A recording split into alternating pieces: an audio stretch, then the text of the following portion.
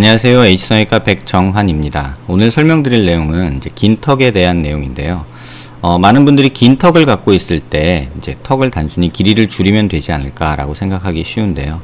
긴 턱 환자에서 체크해야 될 부분과 또 어떤 부분을 주의해야 되는지, 또 그러한 환자에서 어떤 수술을 해야지 되는지에 대해서 조금 설명드리고자 합니다. 지금 보여주는 피부 음영 모습인데요. 그냥 누가 봐도 턱이 길구나 이렇게 말을 할 수 있는 그런 모습입니다. 특징적으로 보셔야 될 것은 좌우 비대칭이 있고, 특히 왼쪽에서의 이쪽 하악 최부 쪽에 볼륨이 많이 부족한 모습을 확인할 수 있습니다. 옆에서 봤을 때도 코랑 아랫입술 턱끝을 연결한 선에서 턱끝이 좀 많이 뒤로 가 있어서 조금은 입이 나와 보이는 이러한 모습을 보이게 되고요. 뼈 음영으로 보면 하악 길이가, 이 상하 길이가 조금은 짧고 이 체부 길이가 조금 긴 편이죠. 그래서 이쪽만 짧고 이쪽이 길면 이 하악의 각도가, 고니얼 앵글 자체가 약간은 각도가 많이 큰 상태로 되죠. 그래서 턱은 길고 무턱인 상태가 일반적으로 보여지는 모습입니다. 또 이때 체크해야 될 부분은 이렇게 봤을 때 이쪽 하악 체부 볼륨이 적어서 밑으로 길어지다 보니까 이 체부 쪽이 볼륨이 적어서 피부 음영에서 특징적인 이런 함몰이 나타나게 됩니다. 이러한 환자에서 길이만 짧아졌을 때는 이쪽 꺼진 것과 길이가 짧아진 게 같이 돼서 굉장히 턱이 왜소한 느낌을 주게 되고요. 또 특징적으로 턱만 줄었을 때는 여기 남는 살들이 턱 밑으로 처져서 이중턱이 나타나는 그런 모습을 보이게 됩니다. 실제 이런 환자들이 왔을 때 진료실에서 상담 드릴 때 이제 말씀드리는 내용인데요. 이상적인 라인으로 봤을 때 코끝과 아랫입술이 달랑말랑한 이 직선에서 턱끝이 닿아 있을 때, 그러니까 코끝과 턱끝을 연결했을 때 입술이 달랑말랑하면 비율이 좋다고 얘기를 하는데요. 이 환자의 경우는 코가 매부리가 있으면서 코끝이 조금 낮은 경우죠. 그래서 약간은 코끝을 높이는 게 이상적인 라인이라 보고 아랫입술이 달랑말랑한 이런 라인을 그리게 되죠.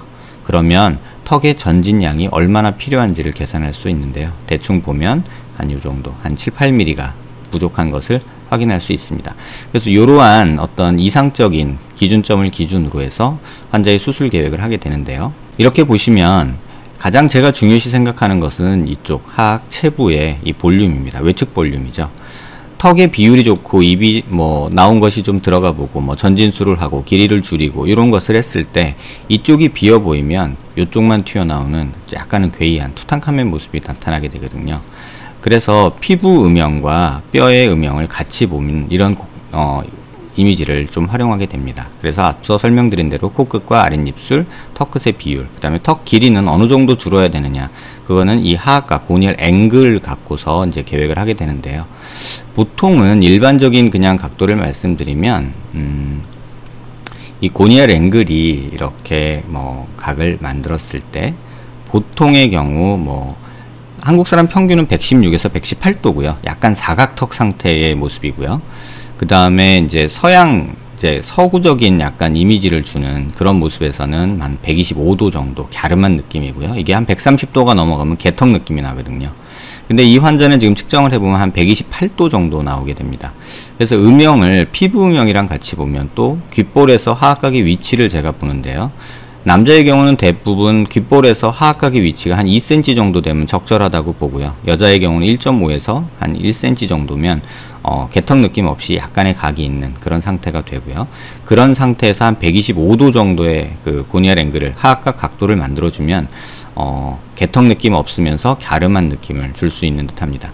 그래서 이 환자 같은 경우는 128도이기 때문에 이 점이 한 요 정도로 움직여서 한 120도, 남자니까 또 갸름한 느낌보다는 정상에 가깝게 놓기 위해서는 한 요 정도 되면 한 121도 되죠. 한 120도 정도로 바뀌고요. 각도는 여기 표현되거든요. 이 점을 움직일 때 각도가 어느 정도 움직이는지 보면 되고요. 보통 이게 한 118도 정도가 이제 한국 사람 평균 각도라고 보고요. 남자는 한 116도 정도 되거든요. 그래서 이렇게까지 줄일 거는 아니고 턱 끝이 한 120도, 한 요 정도만 돼도 많이 좋지 않겠나 생각을 하게 되거든요. 그래서 요 정도에서 요만큼이 줄어들겠다라고 계산을 하게 되죠. 그래서 길이가 줄어드는 양이 필요한 거는 이렇게 보면 한 7, 8mm 정도, 한 6.8mm 정도에서 한 7mm 정도는 길이가 줄어드는 게 좋겠다라고 이제 계획을 하고, 또 필요한 전진량이 한 7mm 정도 되겠구나라고 이렇게 계획을 하게 됩니다. 긴 턱의 경우에 이제 요런 계획을 하게 되는데, 중요한 거는 이렇게 수술을 하려고 계획을 해도 마땅히 이쪽 그 하악 체부의 볼륨이 부족한, 다시 말하면 이렇게 봤을 때 여기 함몰이 생긴 부분은 교정하기가 굉장히 어렵습니다. 여기는 볼륨 자체가 없기 때문에 뭔가를 만들어 넣어줘야 되는 상황이 벌어지거든요. 그래서 이런 부분에 대해서 이제 많은 분들이 질문 주시는 게, 저는 턱이 길어요. 그래서 턱끝 길이 축소술을 하고 싶어요. 그냥 단순히 뭐 절개술이 있고 턱끝 축소술이 있고, 그 다음에 가운데 뼈를 빼내는 뭐 샌드위치 절골 수술이 있고, 그 다음에 T절골 수술해서 길이도 줄이고 폭도 줄이고 싶어요. 뭐 이런 얘기들을 많이 하시는데, 그 각각의 가진 장점과 뭐 문제점, 한계 등에 대해서 좀 설명드리고자 합니다. 이 환자는 특징적으로 좌우 비대칭이 있기 때문에 또 이런 부분도 또 교정을 해야 되는 문제가 있지만, 이 턱끝 수술만으로는 이러한 함몰을 교정하기가 어렵고, 그냥 단순히 잘라주는 것만으로 함몰을 교정했을 때는 이렇게 얼굴이 불룩했다가 오목했다가 또 이렇게 뾰족해지는, 이러한 이 각도에서 이 오목함과 여기는 볼륨이 더 없어지고요. 그러면 뾰족한 얼굴이 되겠죠. 역삼각형 얼굴이 되면서 턱만 삐죽 튀어나온 그런 모습이 되기 때문에, 그런 부분에 대해서 실제로 시뮬레이션 수술을 통해서 환자분들에게 설명드리도록 하겠습니다.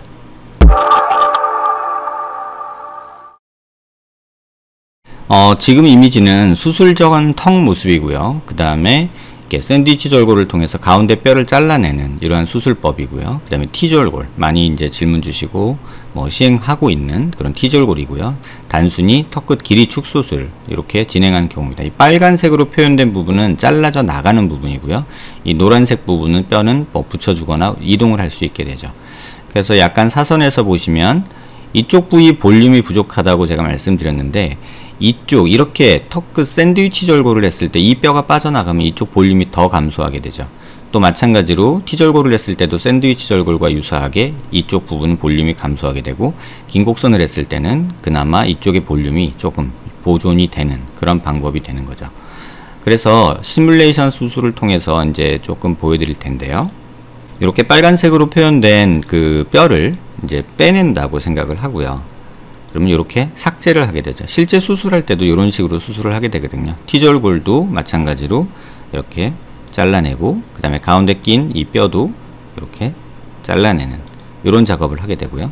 뭐 그냥 긴곡선 절제술로 해서 턱끝 길이 축소하는 경우에는 이 부분을 그냥 잘라내는 걸로 수술이 완료가 되죠. 그렇게 했을 때 이제 정면 모습에서 보시면 이 뼈는 가운데 뼈가 빠져나갔기 때문에 이렇게 움직여서 위쪽으로 붙여주는 작업을 하게 되죠. 그럼 이렇게 붙여줬을 때 어떤 모습이 되는지 한번 보시죠. 이 옆에 보시면, 이렇게 옆에 보시면 2차 각이 생겨서 이쪽에는 함몰이 생기고 이쪽엔 튀어나오게 되죠. 이게 이제 겉으로 만져지는데요. 길이 축소를 많이 한 경우에, 또 이 환자 같은 경우 비대칭이 있기 때문에 이렇게 봤을 때 이쪽이 더 부족한 게 더 과장되죠. 그런 상태인데도 2차 각을 없애겠다고 또 이걸 줄이게 되면 이쪽이 더 꺼져 보이는 그런 문제가 생기게 되는 거죠. 마찬가지로 반대쪽도 2차 각을 제거하기 위해서는 여기를 없애줘야 되는 그런 문제가 있죠. 다만 이렇게 한 가지 장점은, 이렇게 절편이 만들어지면 이 부분을 뭐 전진을 할 수가 있다는 거죠. 이런 식으로 전진을 하거나 이렇게 만들어 줄 수 있다는 거죠. 이렇게 전진을 해서 앞서 말씀드린 대로 한 7, 8mm 전진을 했다, 이런 식으로 되면 요 각도에서 또 2차 각이 생기게 됩니다. 그래서 요 각도 2차 각을 또 다듬어 주게 되는데, 이 각도 2차 각을 다듬기 위해서 또 여기를 또 자르고 여기를 또 자르는 거죠. 그렇게 됐을 때 여기 튀어나온 부분, 여기 튀어나온 부분, 요 부분을 또 삭제를 해주면 앞서 설명드린 대로 이쪽 부분 볼륨이 더 줄어들어서 더 함몰되는 이런 또 단점이 발생을 하게 됩니다. 뭐 정답은 없고요. 각 방법이 가진 이제 장단점들이 존재하는 건데요. 이렇게 샌드위치 절골은 뼈를 삭제한다는 단점이, 이제 장점이 있고요. 대신 또 턱끝을 전진하거나 뭐 후진하거나 할 수 있다, 이런 장점이 있죠. 대신에 2차 각 정리를 통해서 이쪽 하악 체부 쪽에서 볼륨이 더 감소해서 조금 더 뾰족한 얼굴형이 만들어진다 라고 이렇게 설명드릴 수 있겠습니다. 많이들 시행하는 이제 T절골의 모습인데요. 이 모습을 위로 올리고, 이렇게 위로 올리고 또 가운데로 모아주는 수술이 이제 T절골 수술이죠. 다시 또 턱끝을 전쪽을 가운데로 모으고, 그 다음에 약간 위로 올려줘서 길이 축소와 함께 이렇게 턱끝이 좀 갸름하게 만들어지는 그런 모습을 만들게 되죠. 그런데 이렇게 만들었을 때는 앞서 설명드린 샌드위치 절골 때보다도 오히려 2차 각이 심해지죠. 왜냐면 더 가운데로 모였으니까 이 단차가 더 심해지는 거죠. 그래서 이걸 그대로 놔두면 이쪽에 함몰이 되고 이쪽에 뼈가 튀어나온 게 만져지게 되죠.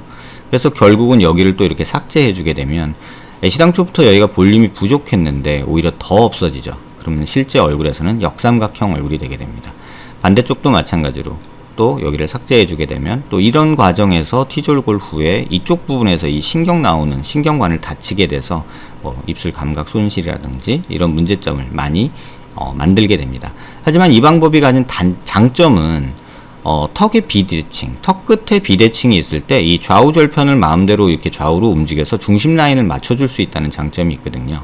이 방법도 조금 가능하지만 오히려 조금 삐뚤어진 턱끝 뼈를 가지고 움직이기 때문에 조금 제한적인데 반해서 이쪽 방법은 조금 더 내가 중심 라인을 맞추기 위해서 움직이기가 좋다는 장점이 있습니다. 또 이쪽 방법과 마찬가지로 이 녀석도 전진술을 통해서 앞으로 이렇게 빼거나 뒤로 뭐 넣는 그런 작업을 할 수도 있죠. 그래서 전진술을 해서 이렇게 만들어내면 마찬가지로 또 여기 2차각이 생겨서 이만큼이 또 잘려나가야 되죠. 매끄러워지려면. 그렇게 됐을 때 뼈는 계속해서 작아지고 하악 체부 쪽은 가뜩이나 적은데 점점 더 작아져서 역삼각형 얼굴이 되는 경향이 있습니다. 반면에 긴곡선 절제술은 이렇게 간단하게 한번 잘라내는 걸로 끝나거든요. 이렇게 보시면 이 하악 체부 볼륨이 가장 유지가 많이 되죠. 이쪽은 2차각 제거한다고 여기를 없애야 되고 여기를 없애야 되고요. 여기는 2차각 제거한다고 이쪽을 없애야 되죠.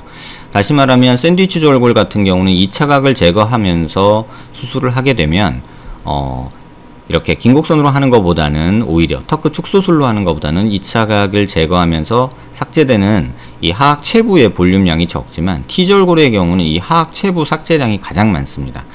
그래서 워낙에 T졸골 방법이 가진 장점은 얼굴이 U자형으로 넓은 사람에 있어서 턱끝을 갸름하게 만들기 위해서 이제 개발된 방법이거든요.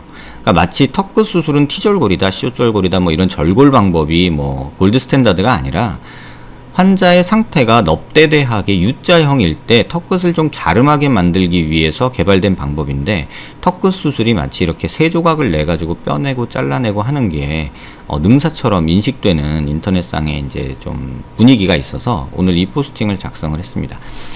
제가 글로 아무리 설명을 드려도 이렇게 직접 보시는 것만 못한 듯해서 이렇게 실제 시뮬레이션을 통해서 2차각이 왜 발생하는지 또 전진술을 했을 때 이쪽 방향에서 왜 2차각이 생기는지 이런 것들에 대해서 직접 눈으로 확인하시라고 이렇게 좀 작업을 해봤고요. 어떤 방법이 옳다, 그르다 이런 방법은 없습니다. 환자의 상태에 맞춰서 어떤 수술을 하느냐가 중요하죠. 간혹 인터넷상에서 질문을 저에게 주실 때, 뭐, 턱이 길어서 상담을 받았는데 T졸골을 하려고 해요. 뭐, 예상되는 부작용이 뭐가 있을까요? 이렇게 물어보시는 분들이 계세요. 근데 저는 환자분 뼈 상태를 모르거든요. 이쪽이 이렇게 넙대대한 채로 아예 전체적으로 U자형으로 큰 턱뼈라면 T졸골이 가장 좋습니다. 하지만 이 환자처럼 이렇게 함몰이 있는 경우에는 이렇게 샌드위치 졸골이나 T졸골은 오히려 이쪽에 함몰을 과장시키게 되죠.